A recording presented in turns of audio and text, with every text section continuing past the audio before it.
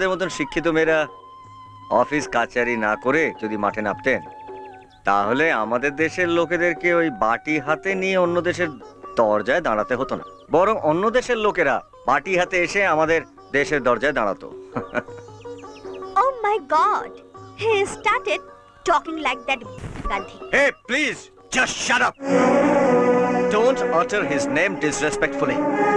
He is not Buddha Gandhi, he is Mahatma Gandhi. He is the father of this nation. He fought for this country. He saved this country.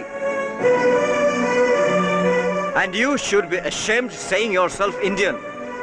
You hate us, these people, huh? Who work under the sun to grow crop for you people. You should not have landed up into this land, okay? Just get lost. Out.